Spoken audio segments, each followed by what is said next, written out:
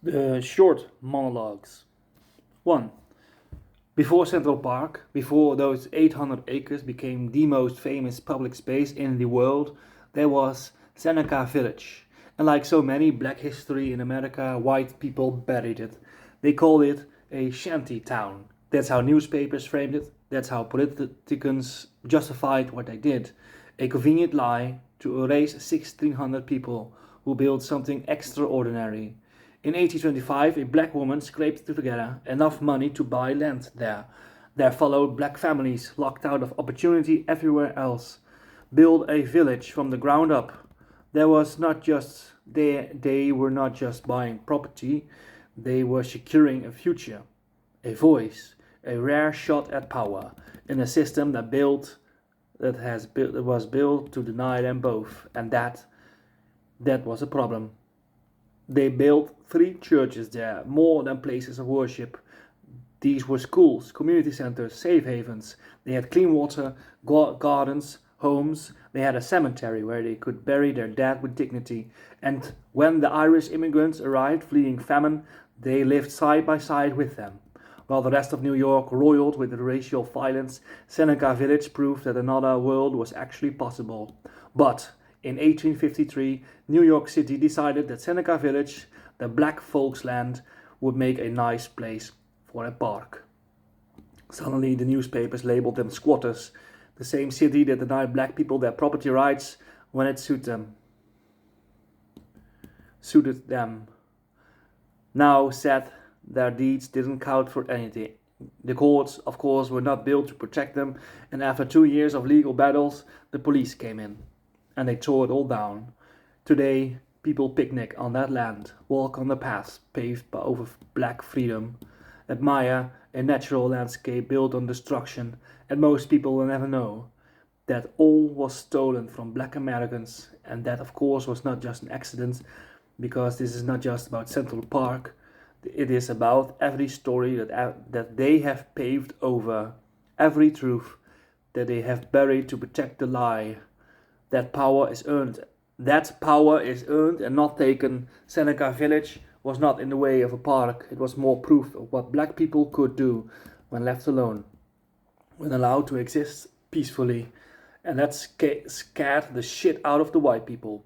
They erased Seneca Village from the map, but they could not erase what it means. And if you understand that, then you understand why they never wanted you to know it existed in the first place. 2. This is one of the darkest things I've read in history, and it is about Columbus beating the natives. In his letters, he writes, They are very simple and honest and exceedingly liberal with all they have, none of them refusing anything he may possess when he is asked for it. They exhibit great love of all others in preference to themselves. He says that they are the best people in the world, and above all the gentlest, without knowledge of what is evil. Nor do they murder nor steal, they love their neighbors as themselves. And they have the sweetest thought in the world, always laughing. After saying all that, he then writes, They will make fine servants. With 50 men we could subjugate them all and make them do whatever we want. 3. I don't have to tell you things are bad. Everybody knows things are bad. It's a depression. Everybody is out of work or scared of losing their job. The dollar buys a nickel's worth. Banks are going bust. Shopkeepers keep a gun under their counter. Punks are running wild in the streets. Then nobody anywhere seems to know what to do, and there is no end to it. We know the air is unfit to breathe. Our food is unfit to eat. We sit watching our TVs while some lone newscaster tells us that today we had 15 homicides and 63 violent crimes, as if that is the way it is supposed to be. We know things are bad, worse than bad. They're crazy. It's like everything everywhere is going crazy, so we don't go out anymore. We sit in the house, and slowly the world we are living in is getting smaller, and all we say is, please just leave us alone in our living rooms. Let me have my toaster and my TV and my steel-belted radicals, and I won't say anything. Just leave us alone. I don't want you to get mad. I want you to get mad. I don't want you to protest. I don't want you to write to your congressman, because I would not know what to tell you about the depression and the inflation and the Russians and the crime in the streets. All I know is that first, you have to get mad. You have to say, I'm a human being, god damn it, my life has value. So I want you to get up now. I want all of you to get up from your chairs. I want you to go and get up right now and go to the window. Open it. Stick your head out and yell, I'm as mad as hell. Not going to take this anymore. I want you to get up right now. Get up. Go to your windows. Open them and stick your head out and yell, I'm mad as hell and I'm not going to take this anymore. Things have got to change now. Many stations does this go on. I know it goes to Louisville, Atlanta. We're not going to take this anymore. Then we will figure out what to do about the depression and the inflation and the oil crisis. But first, get up out of your chairs. Open the windows. Stick your head out and yell, I'm mad as hell. And I'm not going to take it anymore. We are not going to take it anymore. Who are you talking here? Are they yelling in Atlanta, Ted Budd? First, you have got to get mad. You gotta say, we are as bad as hell and I'm not gonna take this anymore. They are yelling in Baton Rouge. Stick your head out of the window. Open it. Stick your head out and keep yelling and yell, I'm mad as hell. And I'm not going to take this anymore. 4. Almost every major corporation in the United States uses some type of prison labor to make their products. If you can pay someone 30 cents an hour versus $13 an hour, what are you going to do? I just recently talked to a girl who worked in prisons. And she said prisoners in there working for a specific company, cleaning breaks, that was their job. And once they got out of prison, the company they worked for, the whole time they were in prison, would not hire them because they were felons. The United States was built on the backs of slavery, built on free labor, and so to keep that system going, it requires a ton of very cheap labor. The 13th Amendment outlawed slavery unless you were in prison. Then you could force people to work without pay. That is insane. We incarcerate more people than any other country in the world. The United States houses almost a fourth of the world's prisoners, while only making up 5% of the world population. We have the highest re-incarceration rates. Within 3 years of someone getting out, 75% of people are back inside. We spend more on corrections than any country in the world, and we are one of the dangerous developed nations. 4. Europeans come to this continent, literally ethnically cleanse the indigenous people population out of existence, kill them on a scale that hardly has been equaled, and revert them as savages. That's an achievement. Who's a savage? In the first time I encountered this was in a little town in Massachusetts called Deerfield. It's a reconstruction of what that little town looked like in colonial America, and in front of each house is a plaque that explains something about this house, and then description. On the 18th of October of 1702, the savages attacked. The first time I saw this, the savages, you come in here, destroy everything these people have, and they are the savages? That is an interesting move. 5. Hi, hey, hello. Things are bad here in the United States, and they are going to get worse. But one of the easiest ways to combat this is to be aware of the ways in which things are breaking bad. One of the Trump administration's most recent shots across the bow was aimed in the direction of people with mental illnesses and mental disabilities. Back on February 13th, Trump signed an executive order creating the Make America Healthy Again Commission, which at face value doesn't sound like a bad thing until you read into what its goals are. Because when we peel back the exceedingly thin veneer of concern for the well-being and physical well-being of the American people, we find that such language as calling things like HSD autism and asthma a dire threat to the American people and the American way of life. We find the Commission being ordered to aggressively combat the rising rates of mental health disorders in the US, as well as being ordered to assess the threat being posed by the prescription of mental health medication like SSRIs, antipsychotics, mood stabilizers, and stimulants. So, right, let's run the tape back and play that again. ADHD, autism, and asthma are listed specifically as dire threats to the American people and the American way of life. That the Commission is ordered aggressively combat. Oh, and in case you did not know, SSRIs, selective serotonin reuptake inhibitors, are medications given to people with things like depression and PTSD. These types of medications, things like SSRIs, antipsychotics, mood stabilizers, modulate the levels of certain neurotransmitters, things like serotonin and dopamine, to keep them at what is considered traditionally healthy levels.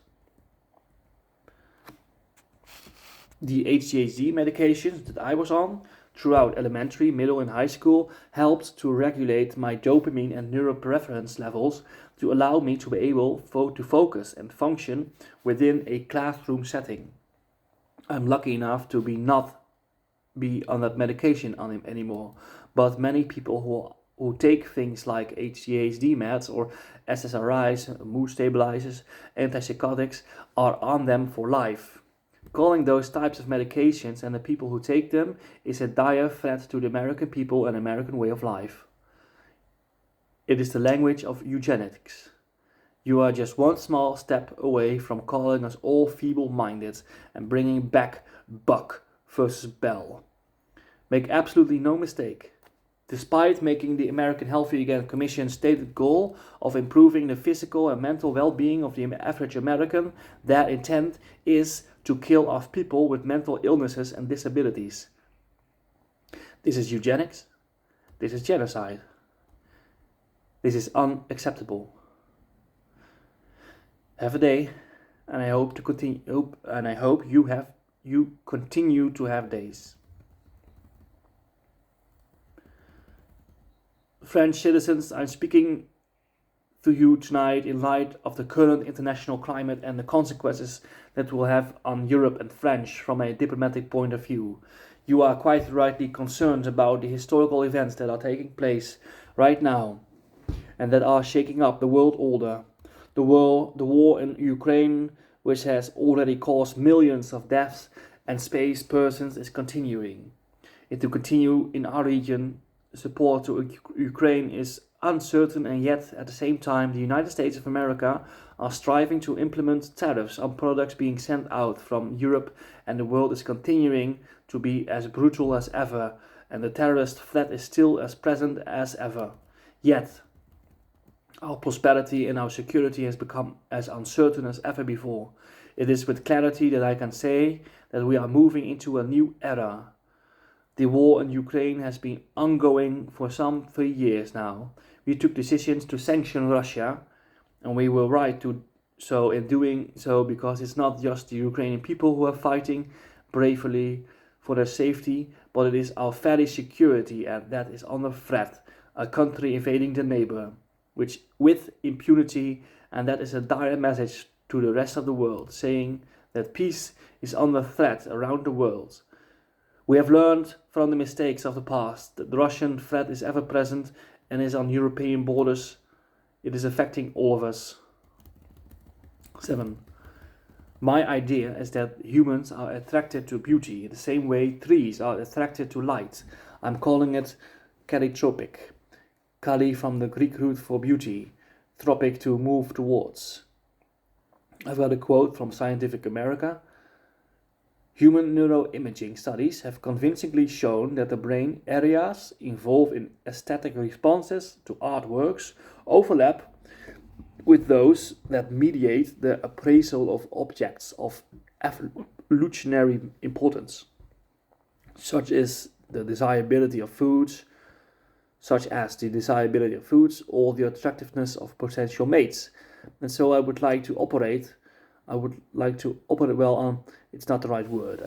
I would like to take the step that assumes our biology has optimized us to move us towards beauty because it leads us to evolutionary advantage. 8. In 1983, humankind opened a portal and God came out. We see social media icons, but the internet is an entity. Its DNA is code. Its body is liquid crystal. The food it hunts is our attention, and the task of our time, if we choose to accept it, is to learn how to serve it. It's not evil, and it's not going back into the box. But most of us don't know how to use it. We only know how to be used by it. And that is to be so distracted that we don't know how we are drowning. This new world has a new hero, the focused artist who knows how to serve liquid crystal. Your attention is a skill. Train it like an athlete. Your art, a flame that can wake up the drowning. Listen to the whisper. Do scary things. Be an audacious artist and let's put a soul into this machine. 9.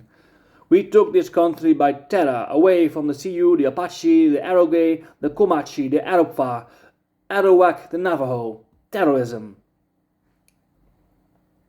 We bombed Grenada, killed innocent civilians, babies, non-military personnel. We bombed the black civilian communities of Panama with stealth bombers, killed unarmed teenagers, toddlers, pregnant mothers, hard-working fathers.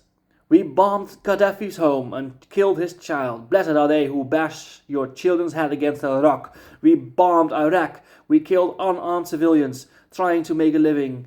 We bombed a plant in Sudan to pay back for the attack of our embassy. Killed hundreds of hard-working people, mothers and fathers who left home to go that day not knowing they never get back home. We bombed Hiroshima. We bombed Nagasaki. And we nuked far more than the thousands in New York and the Pentagon, and we never batted an eye. Kids playing in the playground, mothers picking up children after school, civilian, not soldiers, people just trying to make it day by day. We have supported state terrorism against the Palestinians and black South Africans. 9. The Arabic language, is, to quote Massignon, the purest semantic language, whose words, all the priorities, the action over the agent. Anthropomorphocentrism is thus ruled out, as in archaic times. Its immense lexicon of synonyms and near-synonyms and its mantic cadences express the Islamite oracle to the one who is wrapped in his mantle.